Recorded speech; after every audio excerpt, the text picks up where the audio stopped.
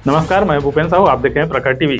प्रखर टीवी में आप देश दुनिया के साथ राज्य और धमतरी जिले के प्रमुख खबरों को हम आप तक पहुंचाते हैं। आइए जानते हैं कि इस वक्त की क्या खास खबर है। आजाद हिंद फौज के संस्थापक सुभाष चंद्र बोस के प्रपौत्र सोमनाथ बोस राष्ट्रीय अध्यक्ष नमो भारत प्रखर राष्ट्रवादी गुरुवार को सर्व हिंदू सनातन समाज जिला धमतरी द्वारा आयोजित सामाजिक समन्वय जन संकल्प अभियान कार्यक्रम में धमतरी पहुंचे। नूतन स्कूल में शाम 5 बजे यह कार्यक्रम रखा गया था, जिसमें बोस ने संबोधित करते हुए कहा कि नरेंद्र मोदी के नेतृत्व में भारत शिखर की ओर बढ़ रहा है। आंख दिखाने वाले दर्जन भर पड़ोसी देश अब भयभीत नजर आ रहे हैं। इस दौरान उन्होंने सनातन शास्त्र, सच्चरित्र और त्याग की शिक्षा के संबंध में कहा कि इसी से ही प्रेरित होकर सुभाष चंद्र बोस आईसीएस जैसी पदवी को त्याग कर देश सेवा में जुट गए थे। उन्होंने कहा कि सदियों से विघटनकारियों ने देश को तोड़ने की कोशिश की, इसकी शुरुआत अतिक्रमणकारियों ने की थी।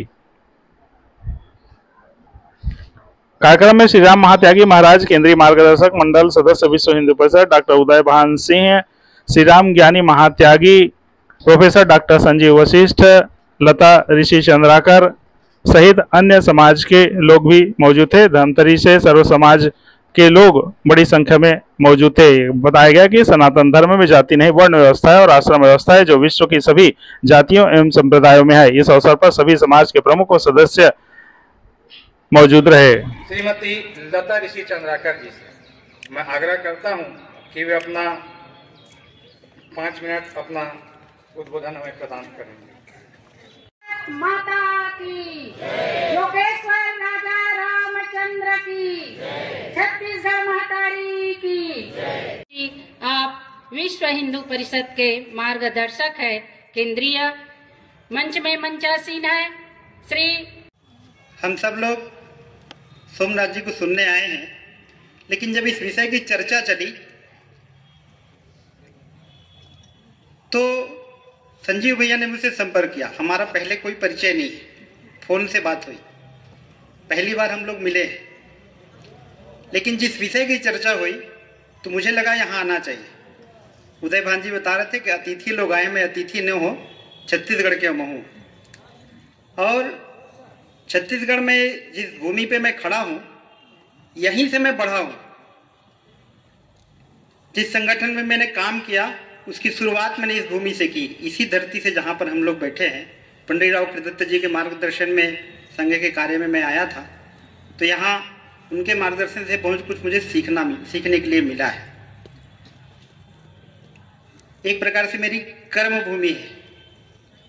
और पुराने लोग हैं, कुछ लोग तो चेहरे से समझ में नहीं आया कि हुलिया बदल गया, उस समय तो अलग ही रूप था।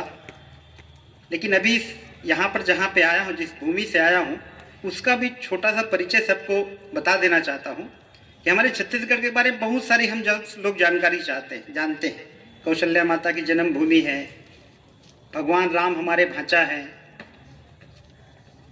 और खनिज उत्पादन में बहुत बड़ा योगदान है, चावल का उत्पादन है।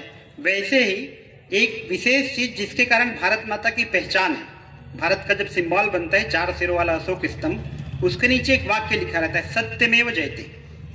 आपको पता है सत्यमेव जयते कहां से लिया गया? मांडुकोपनिषद से। मांडुकोपनिषद की रचना करने वाले मांडुक्य ऋषि की तपस्थली है मधुकू द्वीप।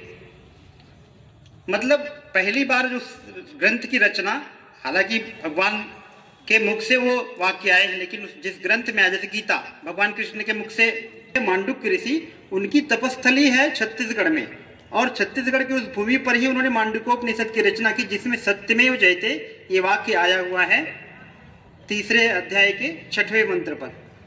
तो वो सत्यमेव जयते की भूमि भी है, जिसके कारण से भारत माता की इंडियन करेंसी नहीं चलेगी सत्यमेव जयते के बिना। वो उस भूमि से आया हूं, छत्तीसगढ़ से ही, बाहर का नहीं हूं। आज का जो विषय है समरस समाज, सामाजिक समन्वय के इस मंच है, उसमें कोई अलग से करने की आवश्यकता नहीं लगती। और हमारे समाज पर एक आक्षेप लगता है, जब विवेकानंद जी अमेरिका में गए थे तो उनसे वहां के लोगों ने कहा कि हिंदू का जो आपने विषय रखा बहुत अच्छा लगा, हम भी हिंदू धर्म अपनाना चाहते हैं, लेकिन हिंदू धर्म में, हिंदू समाज में तो जाति व्यवस्था है, अलग अलग जातियों में कि सभी समाज के प्रमुख लोग यहाँ आए। मुझे कोई वो नहीं है, जिस बस्तर, जिस सरगुजा, जिस जहां 75 साल में लोग वोट नहीं डाले थे, इस बार मैं वहां पंचायत चुनाव करा के आया हूं माड़ा बुजमाड़ में कि आजादी क्या होती। वो व्यक्ति आपके सामने बोल रहा है, मैं वो उस बात पर भरोसा कर्म पर करता हूं। बैठे हैं, अभी मेरी संघ से चर्चा हो रही थी, वो 70 साल कैसा होता है, वोट कैसा डाला जाता है, वो जानते नहीं थे। उस बुजमाड़ माड़ एरिया में हम लोकतंत्र को स्थापित करवा के आए। इस चुनाव में 11 से लेकर 21 तक में वही वो जाग गए, पर हम जागने वाले यहां नदारत कहेंगे हमने क्या करना है, क्या लेना देना। पढ़ लीजिए किताब, गूगल में जो लिखा जाता है वही पढ़ लीजिए। पर आपको पानी और पीने के लिए, ऑक्सीजन के लिए और ज्ञान का, जिस सनातन की आखिरी जो बात कहकर समाप्त करूंगा, क्योंकि इस समय आप सोमनाथ जी को सुन के जाइए। मेरा निवेदन है कि आप सोमनाथ जी को सुन के जाएं, हमारे संत का मंदू जी रामदास जी को सुन के जाएं। हमन तो यही के हन, गोड बात करत रहिबो, मिलत रहिबो। और साथ में जो बात संजीव ने कहा है, जिस चीज का मैंने कहा कि मैं कार्यक्रम का सत्य, सनातन धर्म की आलेख महिमा का मैं जो अखंड यज्ञ आज से कलश यात्रा और 3 दिन का वो छोड़ के आया हूं, उसकी जोत जलाना था मुझे। पर मैं यहां लगा कि जोत मुझे जलानी चाहिए। इसे बड़े दर्द और दुख के साथ कहना चाहता हूं। चाहिए देखिए कि हजारों लोग उड़ीसा से पहुंचे हैं, छत्तीसगढ़ के राजधानी उन बिहड़ों से। वो संत उदयनाथ गोरखनाथ जी के आपको अभी दिखा सकता हूं लाफ्टर, उस राजधानी में मुझे आज जोत अमृत का करना था। सौभाग्य दुर्भाग्य का है कि हमन छत्तीसगढ़ के बात करन, छत्तीसगढ़ आंदोलन के, तो हमन ला का लेना देना हैगा, का करना है। आज 25 साल हो गए छत्तीसगढ़ राज्य बने, तुम्हार का पहचान है ये तुमन खुद समझ। तो लीजिए, बातें बहुत होती रहेंगी। मैं धन्यवाद और नारे के साथ, क्योंकि एक बुलेट खर्च ना करते हुए भी हम लोग देख रहे हैं पाकिस्तान चूर-चूर हो गए। चीन, वो भी भारत के लिए आंखों नीचे करके बात करते हैं। पहले हम लोग तरसते थे कब अमेरिका और रशिया हम लोग को कुछ कहे, तब हम लोग धन्य धन्य करते थे। आज अमेरिका रशिया भारतवर्ष के लिए तरसते हैं, किसके पास वो आएंगे। और इसके लिए पूरा भारतवासी मोदी जी का सरकार को अभिनंदन, बधाई देना चाहिए।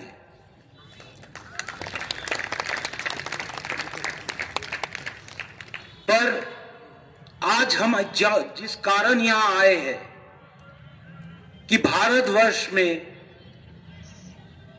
सर्व समाज समन्वय महासभा क्यों जरूरी है, यह आज जरूरी है। मैं नेताजी सुभाष चंद्र बोस की वंशज हूं, पर उस समय नेताजी सुभाष चंद्र बोस नेताजी बने सुभाष चंद्र बोस से किस कारण, और लाखों भारत माता के संतान अपने जीवन की आहुति दी है, क्यों? क्योंकि सनातन संस्कृति, सनातन शास्त्र उस समय चर्चा होते थे।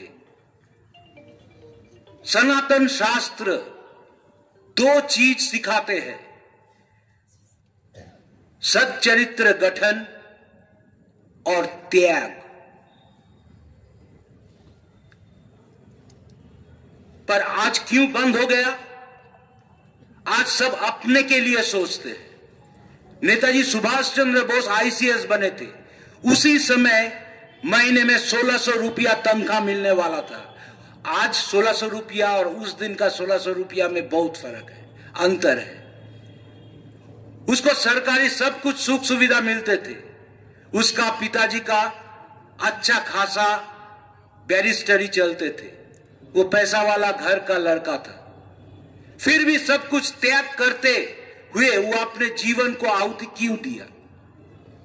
फिर वही बात है, त्याग और चरित्र गठन। और इसका मूल बुनियाद था सनातन संस्कृति की चर्चा, शास्त्र, विद्या। वो पढ़ते थे।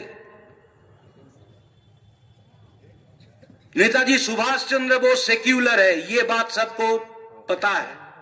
सर्वधर्म को लेके चलते थे, पर यह कभी नहीं बताया जाता है कि भारतवर्ष में नेताजी सुभाष चंद्र बोस नेताजी बनने से पहले रामकृष्ण मिशन का संत बनना चाहते थे।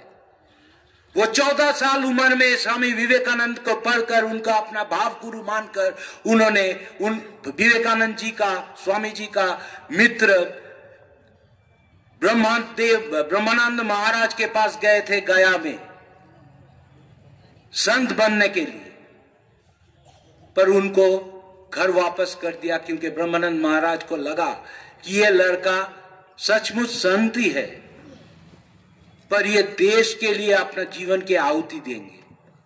उन्होंने उनको बताया था कि तुम्हारा रास्ता मार्ग दूसरा है।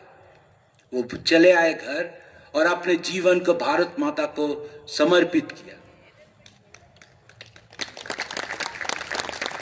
भारतवर्ष की सनातन समझ के ऊपर कई सालों से षड्यंत्र चल रहा है।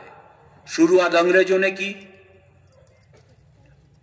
आपको जानकर हैरान हो जाएंगे, जब अंग्रेज भारत छोड़ के चले गए 1947 में, उसी समय भारतवर्ष में ईसाई 2% था।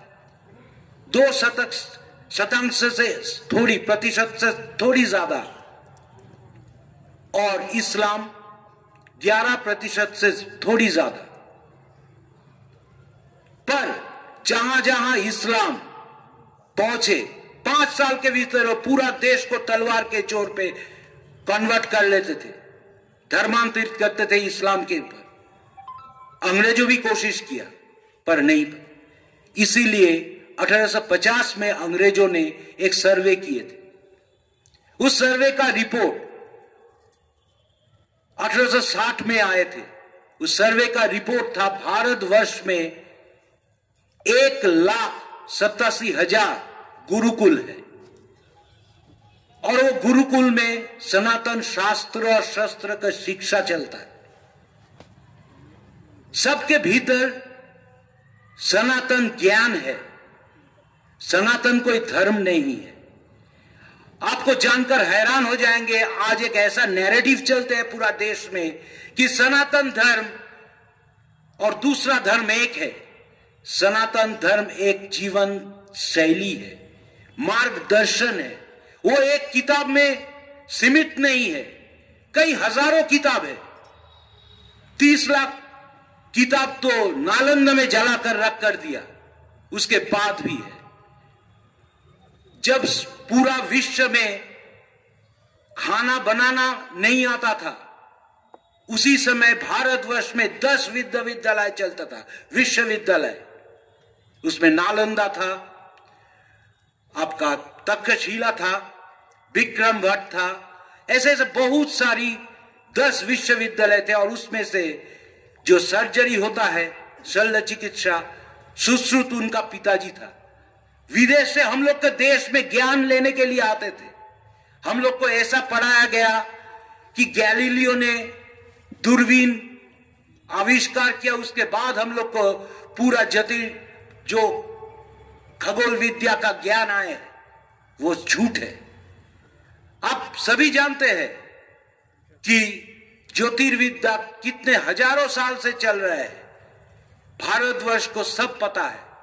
हम भारतवासी अपने मुनि ऋषियों को धार्मिक गुरु नहीं, वो एक विज्ञानी है। ये मेरी बात नहीं है, इसरो की चेयरमैन एस सोमनाथ जी भी बोला है। उन्होंने भी बोला है भारतवर्ष के विभिन्न सूत्रों को चुरा कर विदेश ले गए। एक सामान्य उदाहरण आपको दे रहे हैं। कोलगेट कंपनी अंग्रेजों के समय जब भारतवर्ष में आए थे, वो भारतवासियों को बताते थे, क्या आप जंगली जैसे नीम की पेड़ से, खाद से, कोयला से, नमक से आप दंत मंजन करते हैं और आज वो कोलगेट अपना पेस्ट में लिखते हैं with charcoal, Neem and salt. तो वैसा ही है आज ये षड्यंत्र कैसे चला। ये आज प्रमाणित सत्य है कि अहिंसा से स्वतंत्रता नहीं आए। जब 1956 में क्लेमेंट एटली ने आए थे, पीवी चक्रवर्ती कलकत्ता राजभवन से उनको पूछा, जब द्वितीय विश्व युद्ध खत्म हो गया, अंग्रेज अच्छी जगह में हैं, अचानक आप लोग देश छोड़ के क्यों भागा? उन्होंने चुपचाप मुस्कुराते रहे। तो बोला क्या, किस कारण? असहयोग आंदोलन।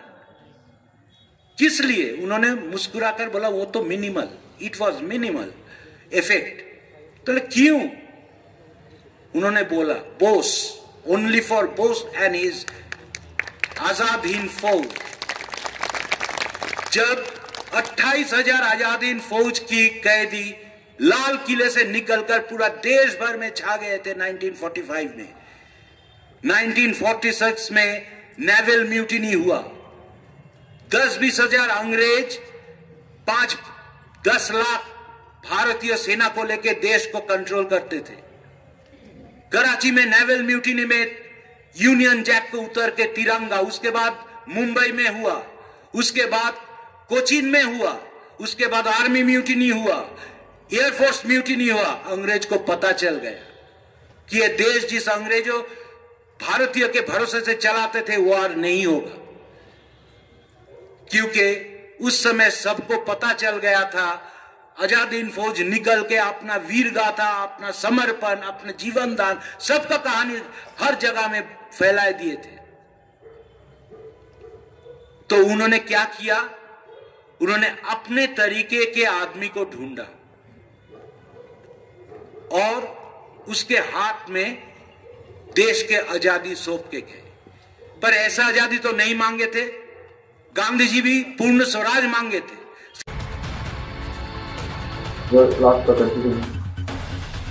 तो ये थी अब तक की खबरें। आगे की खबरों के लिए बने रहिए आप प्रखर टीवी के संग।